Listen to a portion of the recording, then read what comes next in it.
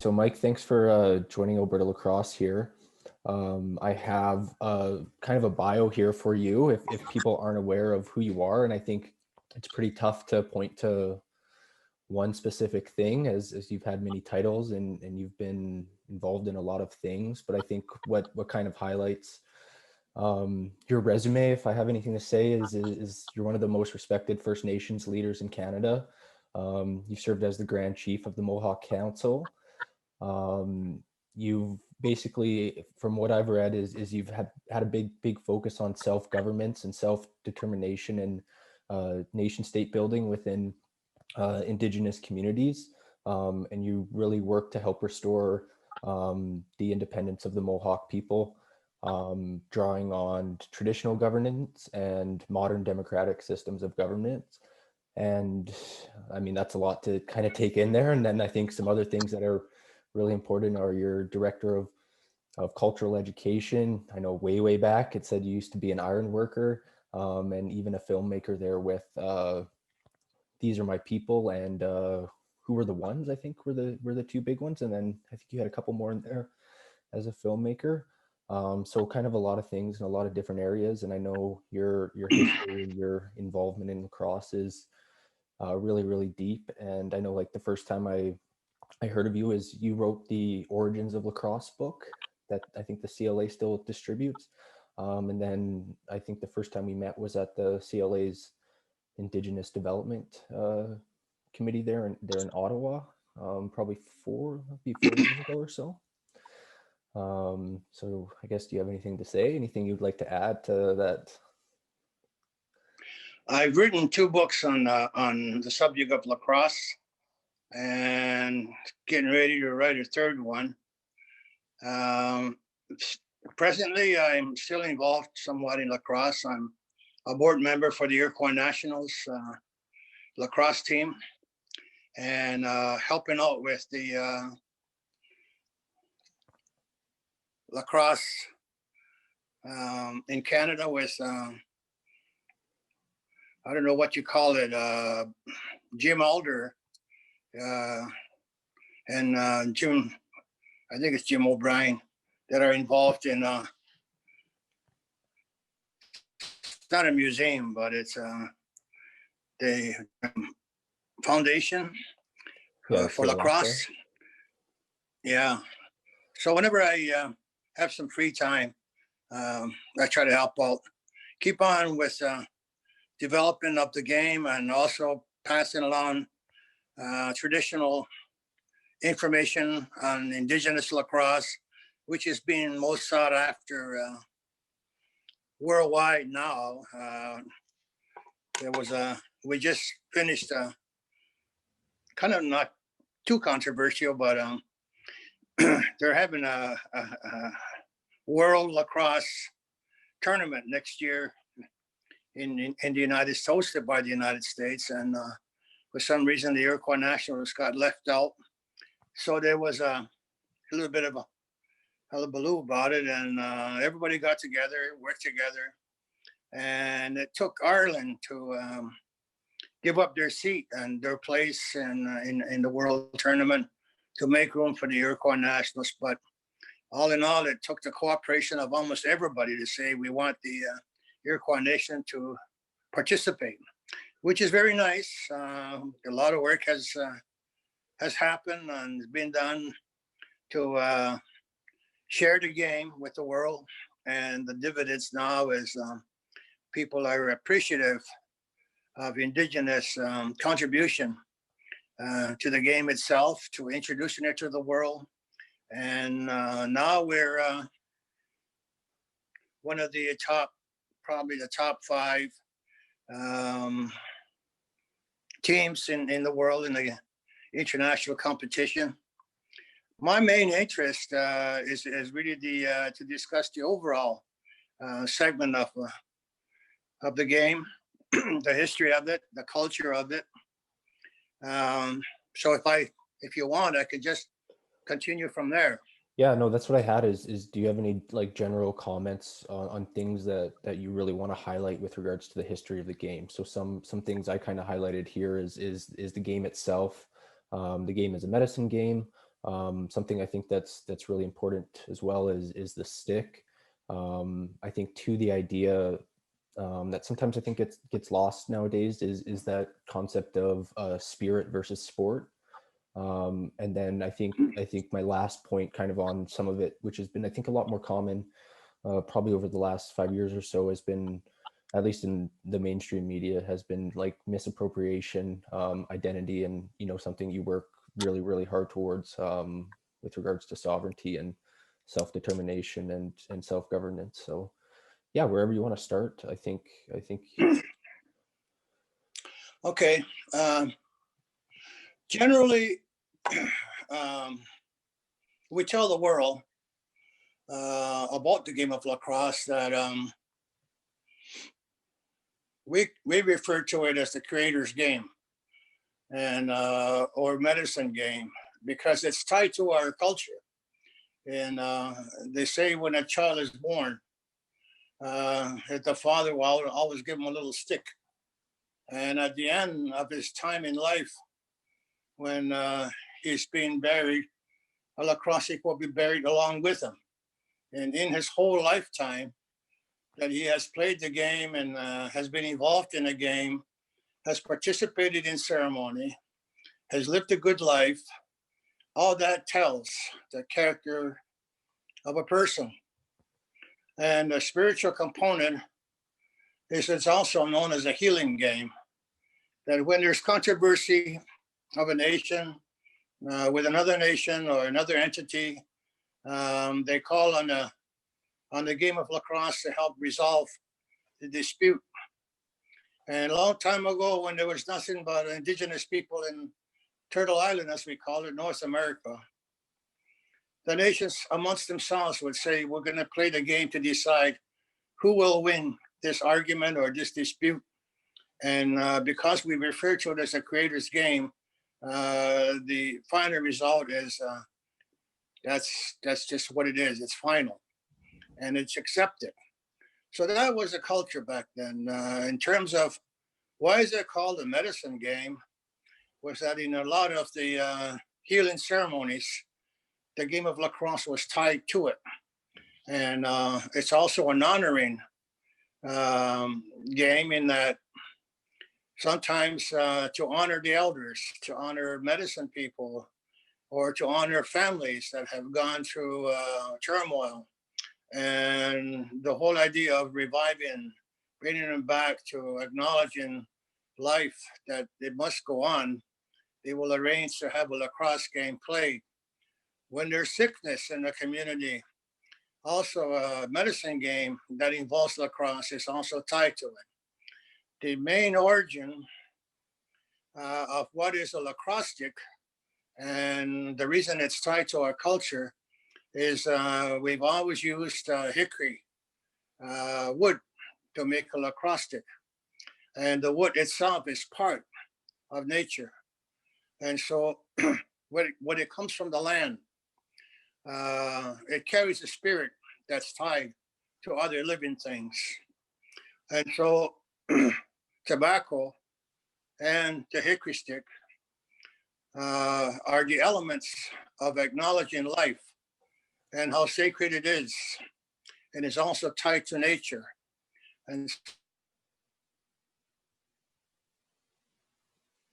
when words are spoken to a situation to acknowledge that life must go on, whether death has occurred or a sickness or an injury or an honoring of many years of life for an elder, that whatever it brings, lacrosse has become part of that overall life. And so a game is arranged.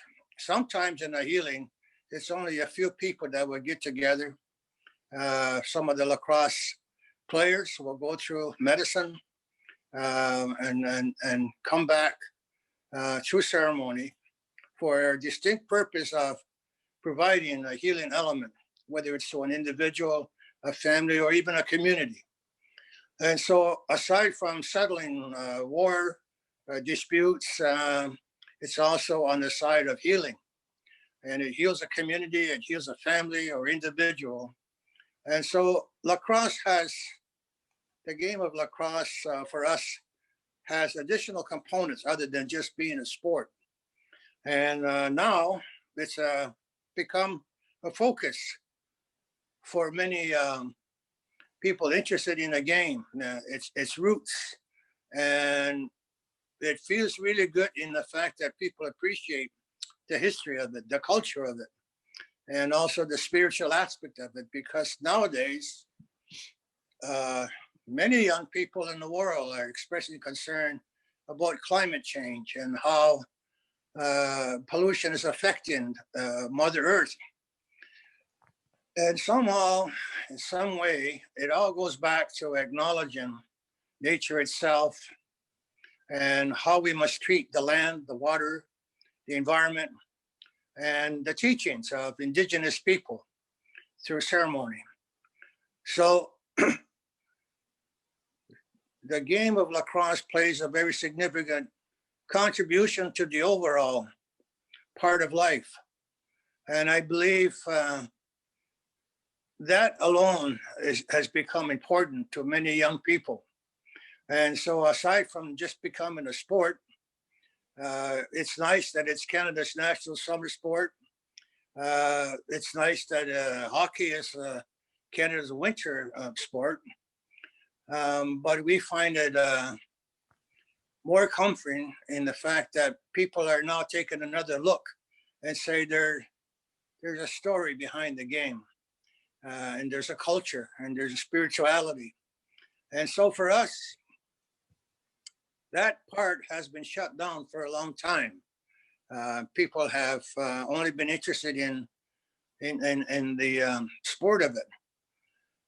I'll go back to the late 1800s, middle 1800s, I guess, when the first organized game through organization was founded.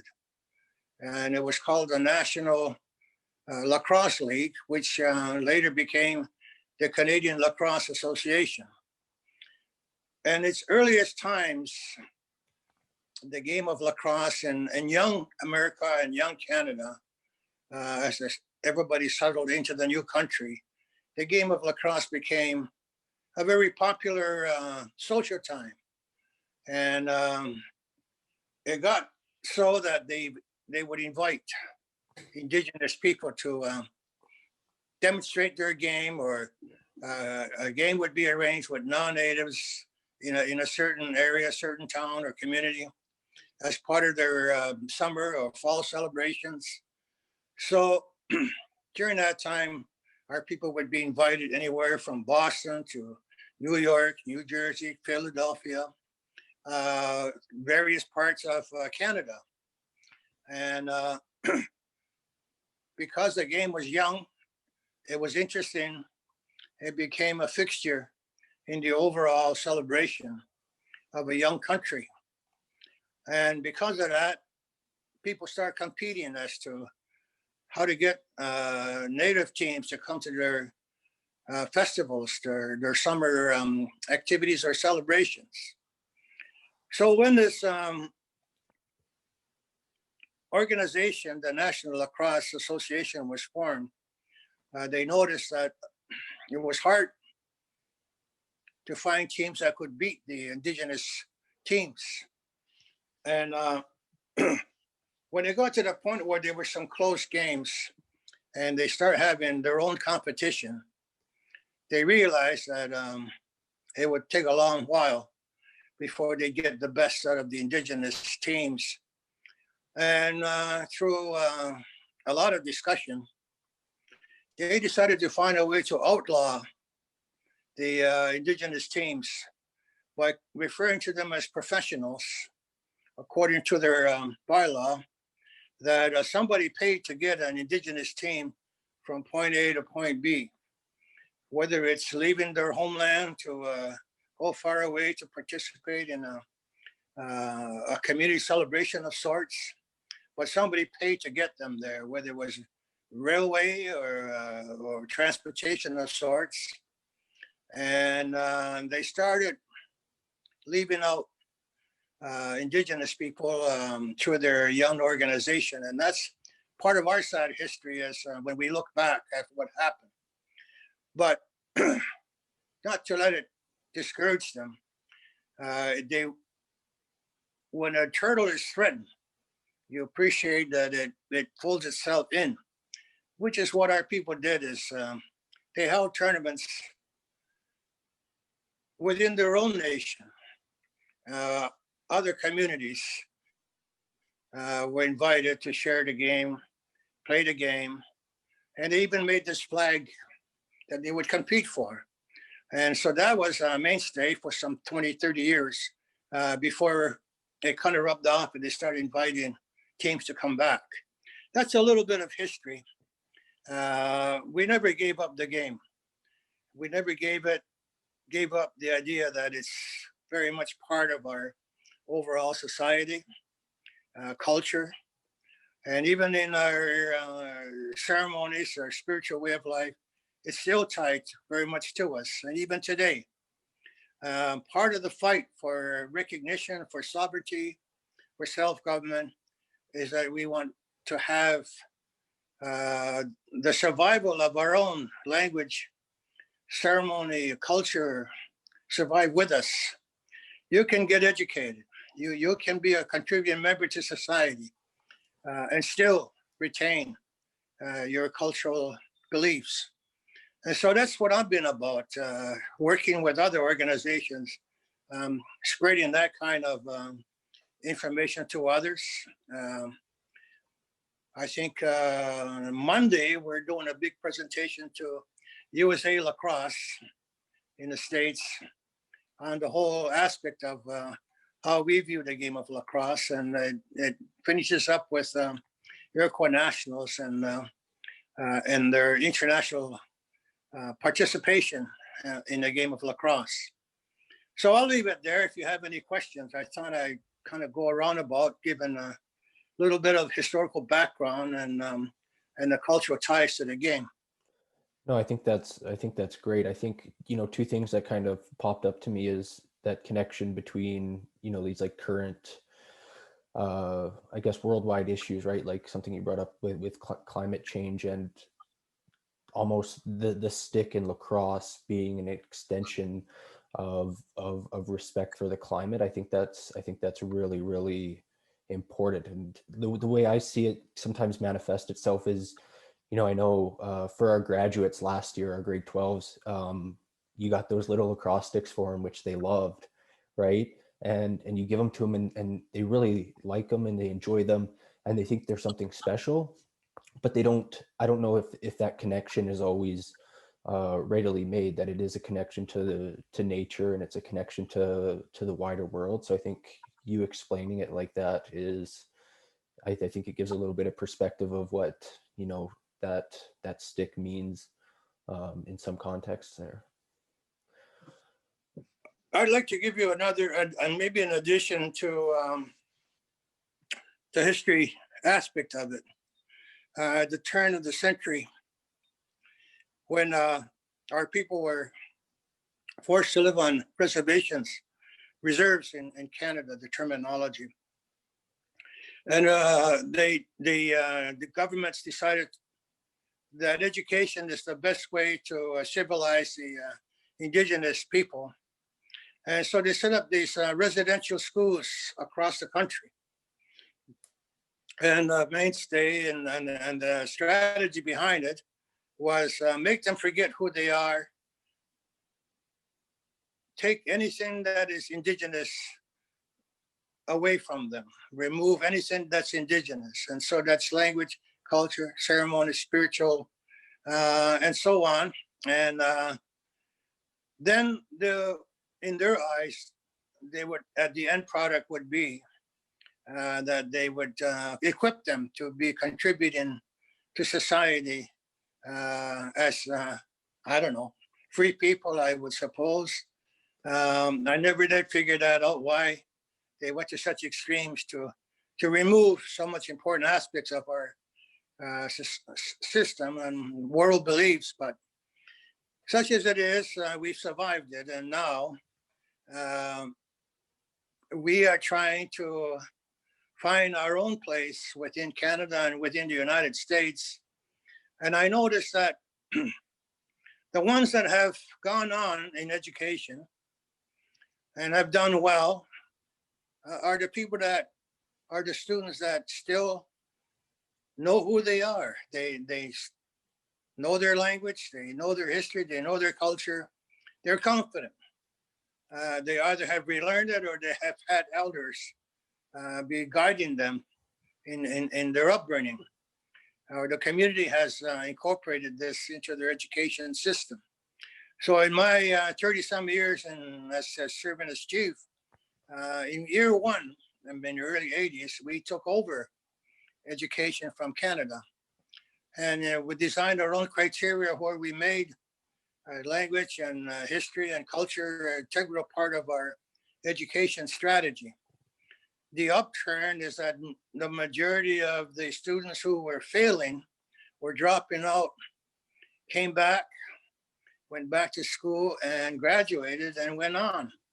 And the majority did well in education thereafter because they became confident in themselves and going out into the world. So it's reinforcement, yourself as a human being. Well, I've learned through experience these kinds of factors are important to any person, to any society, and to deprive them by force and making them into something else doesn't necessarily work all the time or hardly ever. So we go back to what does a game, lacrosse game, mean today? That healing aspect of it is now part of all different societies, different elements of the game has special meaning of human relations, of goodwill, being ambassadors of anything that's good, good relations. So that's what the game is meant to. And you apply that to competition, make sure that when you finish a game, a tournament, you leave in a good way. And you treat your opponent with respect. And so all those elements of the principles of the game has taken on. And that applies to everybody, even ourselves, because a lot has been taken away from us. And now we are also relearning those cultural, spiritual aspects of our game. And it has great meaning. And it means a lot to us that it came from us. It means a lot that we should be proponents of peace and good relations, good standing, with not only with the Creator, but all the elements of the world. So it's a teaching tool, and the pride that you have in playing the game and honoring life in general has become an important part of the game of lacrosse itself.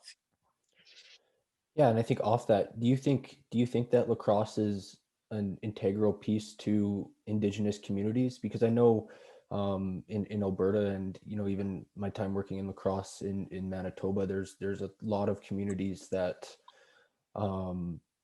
don't have, I would say, probably a more current history with the sport, or there's no lacrosse being really played.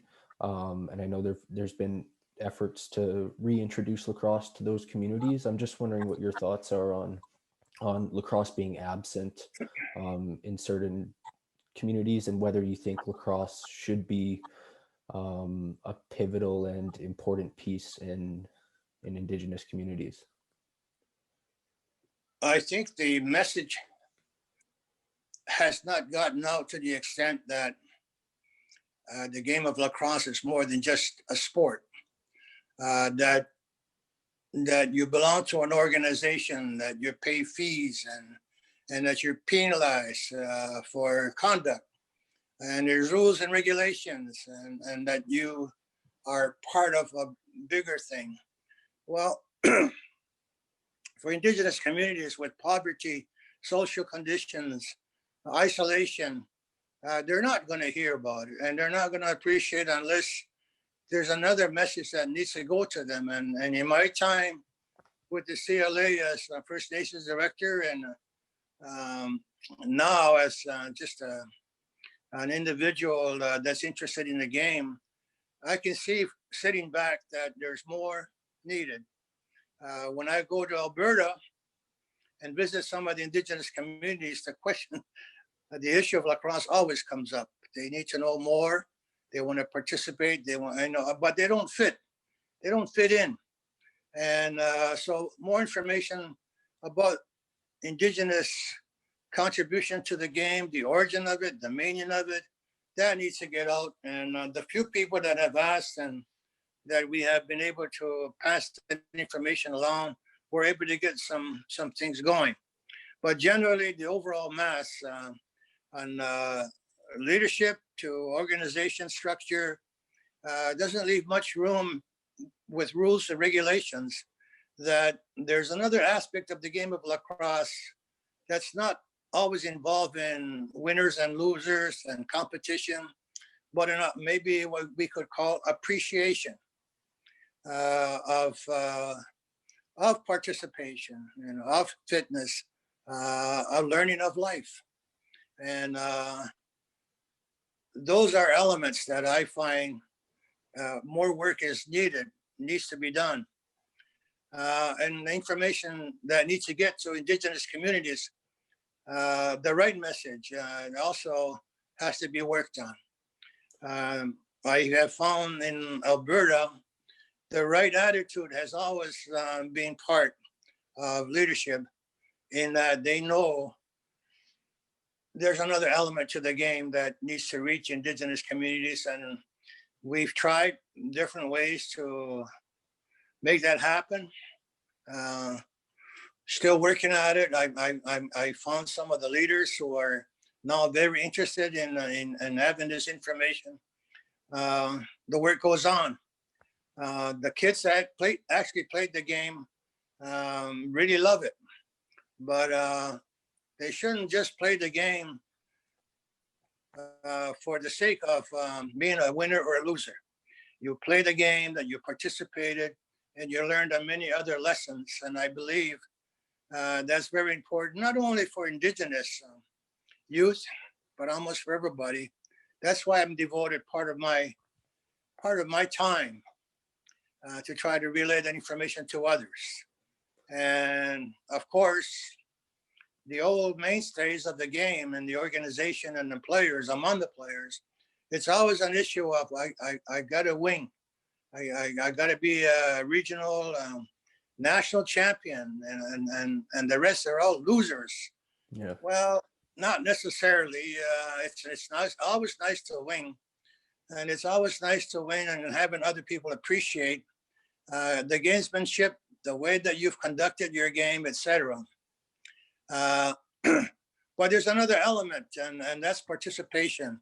I believe in Canada, we got a lot of work to do in growing the game of lacrosse. Good statesmanship, good spirit, and the right attitude will make the game more popular than it ever has been. And we're the ones that have to work on it. No, I think that's great. Like, even like I remember my most enjoyable lacrosse experience over the last 10 years was, when I coached Bantam girls, where they were, they were competitive, but I think the most important part to them was, showing up, playing the game and playing it with their friends. And to me, having been playing lacrosse on a competitive level for, a good part of my life, I think having that experience was something that was refreshing to me and really, really enjoyable. And I think kind of a follow-up question to that, I think, is the question I always get, like when I teach coaches or when I talk to coaches in coaching clinics, is how to distill that information on the history of the game to younger kids. So I know, like, one thing I like to do is, the story of the game, which I think you can apply to like a team, right? Where with the different animals, and you look in the dressing room and everybody's a little bit different, but they all have their role in playing the game. When I did that Bantam girls team, we had a smaller traditional stick, which we just taped up. And then at the end of the game, we just gave it to somebody and they had to write the name of somebody they were thankful for on the stick. And at the end of the year, we gave it to our manager. But I was wondering if you had any, because it's a question I get a lot of, you know, how do you take, you know, this big and full history of the game of lacrosse, and how do you distill that to, you know, young people whose, you know, attention span is sometimes a lot shorter than we'd like sometimes. But what are your thoughts on that, or tips or tricks or things you find really really important with teaching young people lacrosse or the history of lacrosse? Well, I'll answer it this way. At the world level, when countries competed in the game of lacrosse, everybody would come out, all the different teams, and as they got to the center of the field, you know, they would either play their national anthem or some way to indicate who they were representing.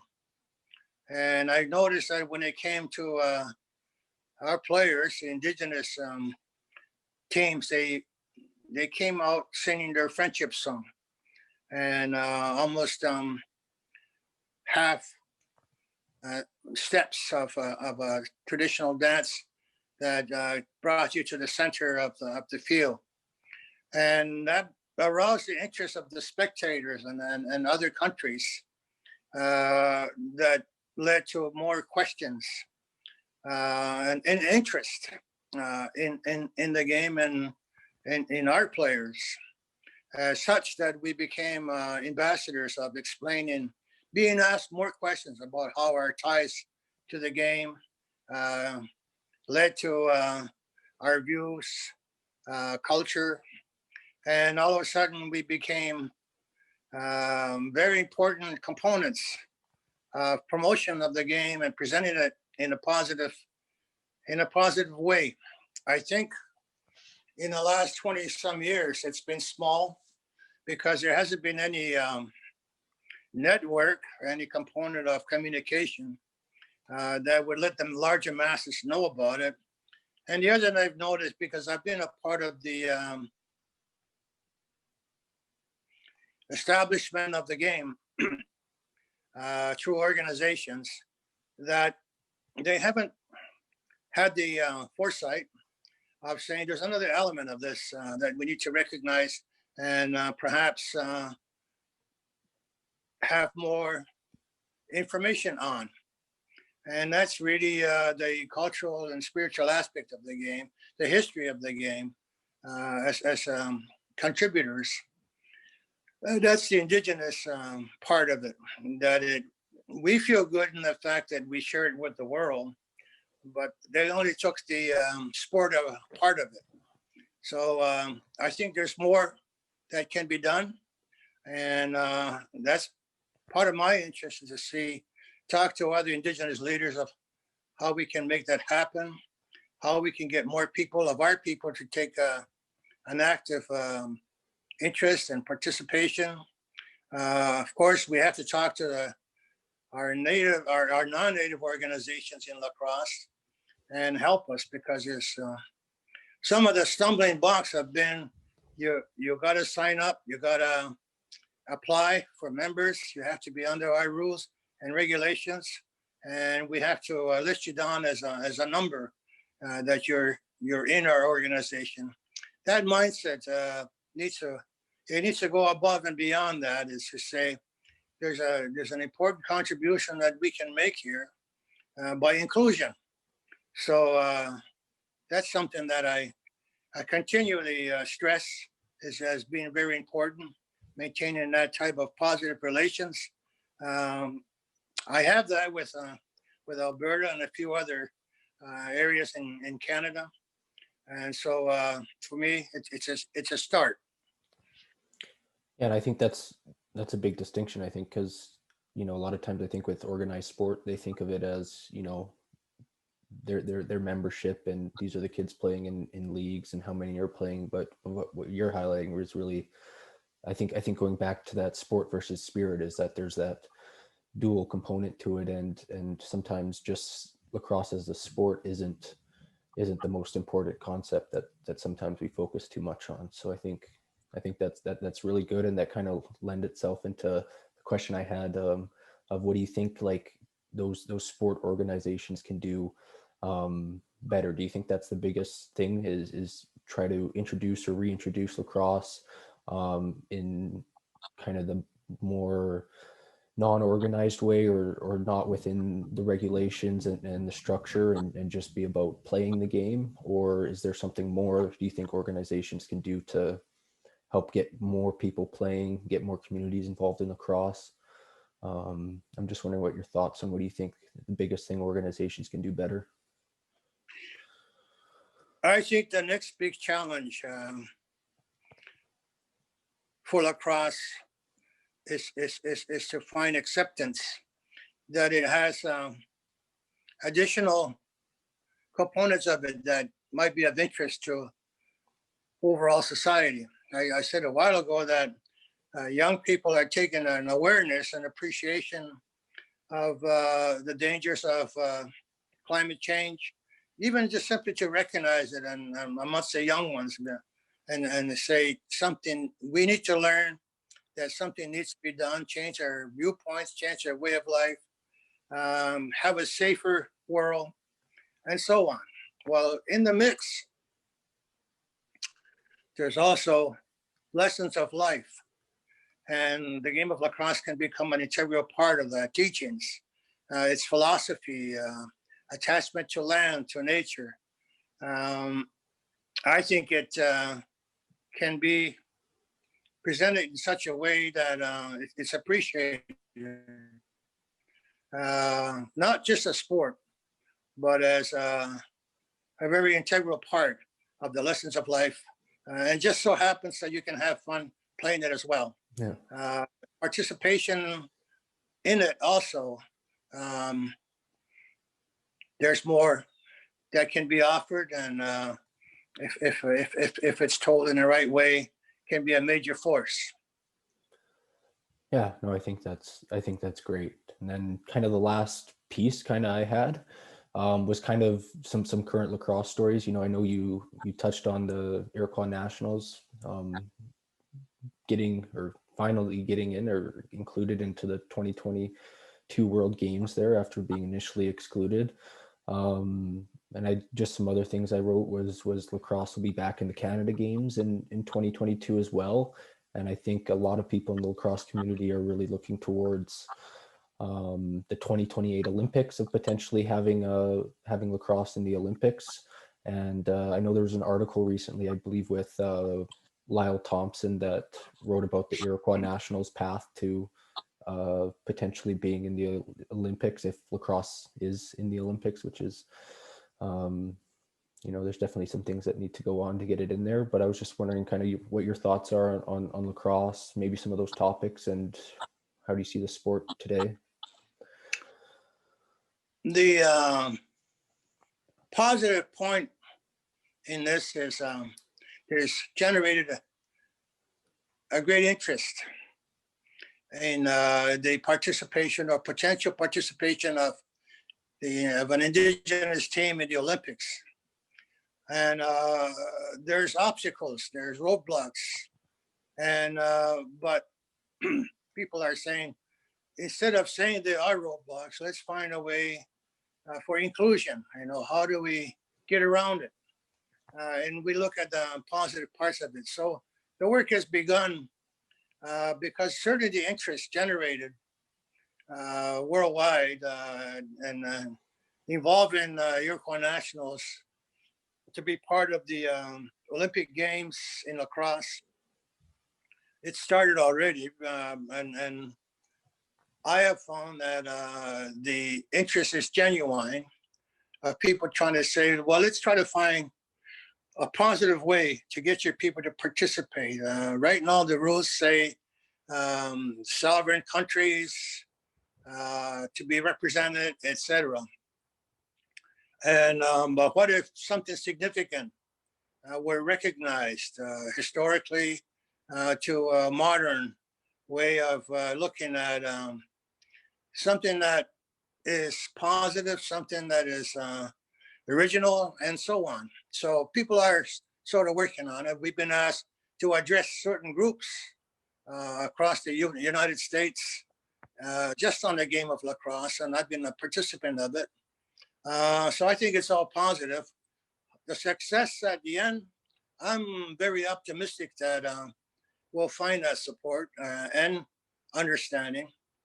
It's really us that are involved in the game of lacrosse that might want to take a protective protectionism attitude of saying, no, we want to keep it that way.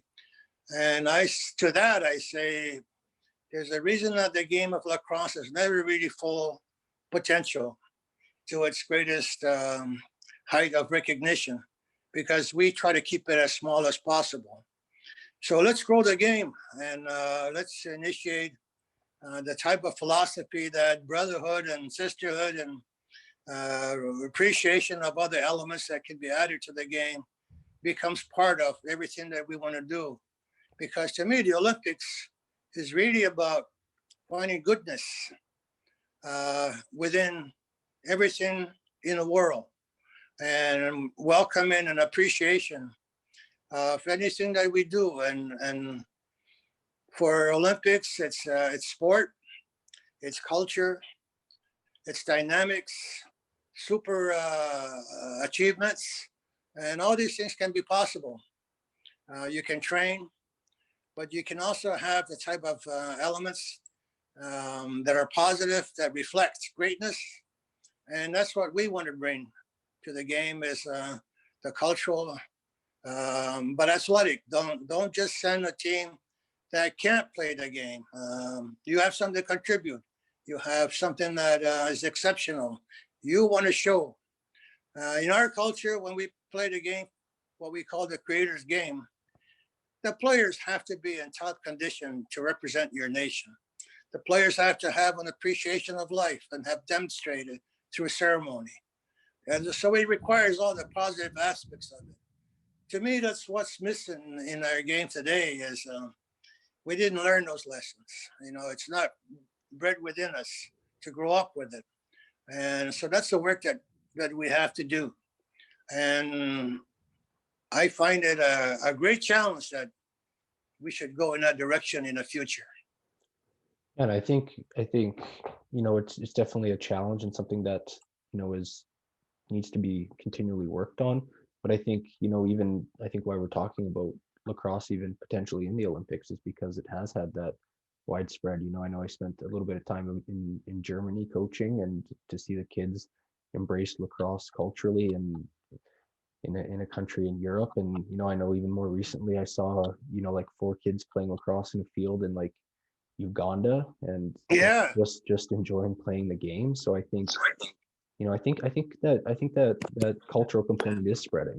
I think maybe not as fast or as much as we'd like, but I think you definitely see it globally now, and we definitely need to continue to work on it on a local and provincial and national level. But yeah, I think just seeing stuff like that is, I think it's very, very exciting for the sport and communities and lacrosse as a game itself. I certainly agree with that. Looks like we're running out of battery juice here. Okay. And we're probably going to fade out in a few minutes. So let's leave it and pick it up on another time. And maybe I've done 3 Zoom meetings, so I can see where my battery is. Needs to be recharged here. Sounds Thank good. you for your time. Oh no, thank you for coming and talking. I think a lot of people that'll see this online will learn a lot about the game and a lot about the history, and thanks for your time. I'll say hello to everybody in Alberta Lacrosse. Many friends there, and look forward to making contact in the near future. Hopefully, seeing us all enjoy the game in the way it should be. Sounds good. Take care. Thanks, Mike.